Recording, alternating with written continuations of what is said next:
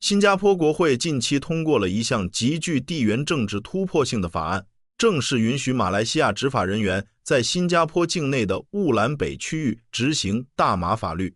这是两个主权国家为了区域经济一体化，在核心管辖权与政治互信上做出的史无前例的妥协。要真正看懂这个法案，必须回到1965年新加坡脱离马来西亚独立的历史节点。半个多世纪以来，主权边界在东南亚一直被视为神圣不可侵犯的绝对红线。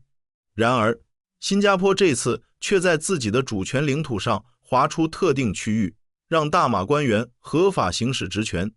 这种将信任前置的制度设计背后，隐藏着一个不容忽视的战略焦虑。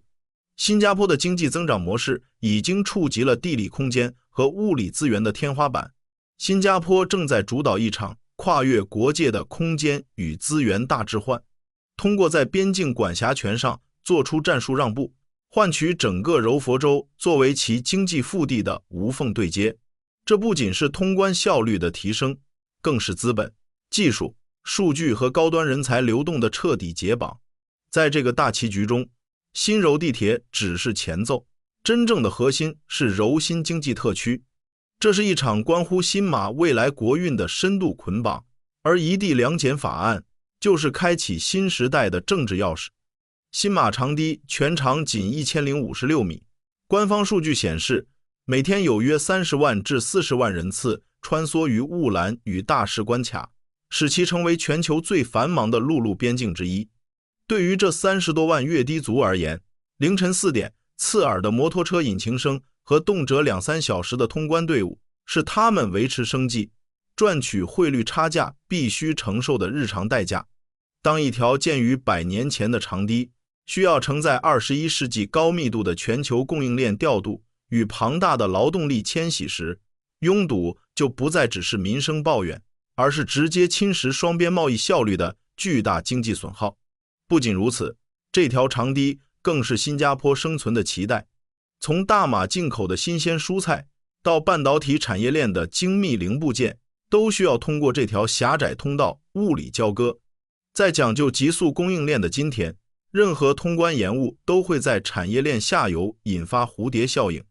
如果不彻底打破这个1056米的物理瓶颈，新马两国任何关于区域经济协同的宏大构想都只能停留在纸面上。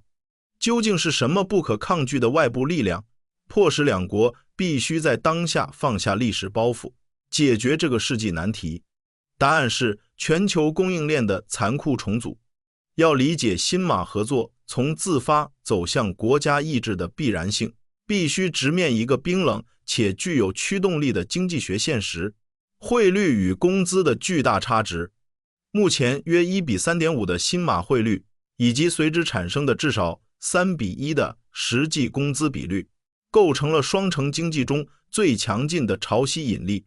新加坡作为一个土地稀缺、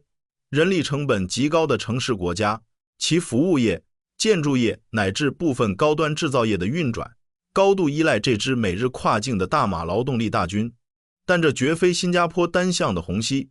星展银行报告显示，新加坡每年向柔佛输出的零售与消费外溢金额高达15亿至21亿新元。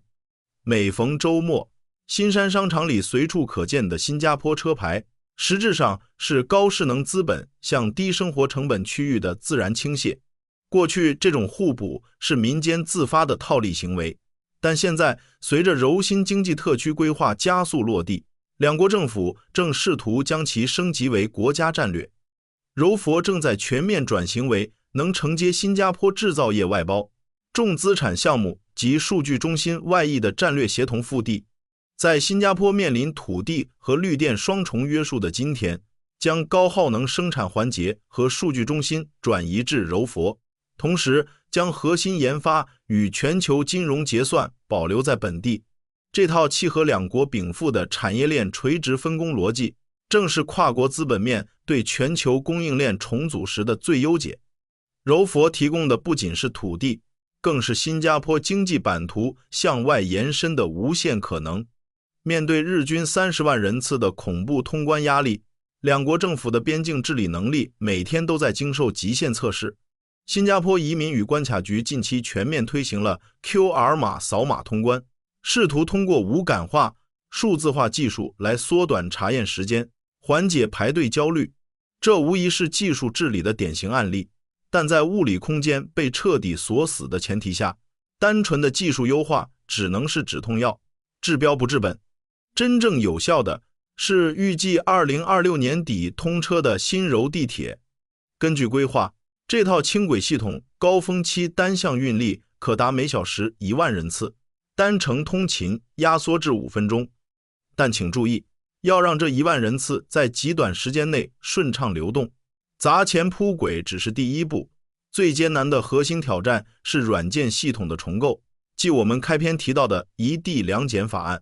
传统过境模式需要2国2检，乘客必须排队2次，而一地两检意味着出入境手续在同一枢纽内一次性集中完成。这要求新加坡在法律主权层面做出实质性让步，允许大马官员在新加坡境内的特定区域执行马来西亚的清关法律。在主权边界极度敏感的东南亚，这种信任前置与管辖权部分让渡是极具魄力的制度创新。它标志着两国在基建硬联通上取得突破的同时，在政治互信的软联通上也跨越了防御性猜忌。如果我们将新马经济一体化放到当前动荡的全球地缘政治坐标系中，你会发现这不仅是双边事务，更是全球供应链重组趋势下的经典缩影。外界经常将新马双城与中国粤港澳大湾区的深圳、香港模式进行对标。诚然，深港模式通过基建互联与制度创新实现了经济深度融合，但我们必须清醒认识到，新马分属2个完全独立的现代主权国家，其合作的复杂度、法律壁垒和政治敏感度远超深港。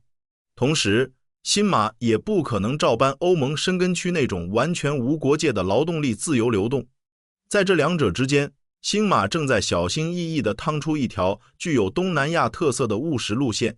在当前逆全球化浪潮抬头、大国博弈加剧的外部高压环境下，跨国资本正急切寻找安全、稳定且具成本优势的备用供应链基地，即中国+1战略。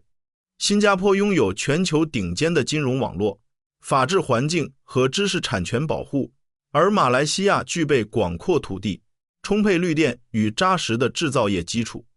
两者的深度融合不仅是优势互补，更是东南亚国家在地缘政治风浪中抱团取暖的最优战略。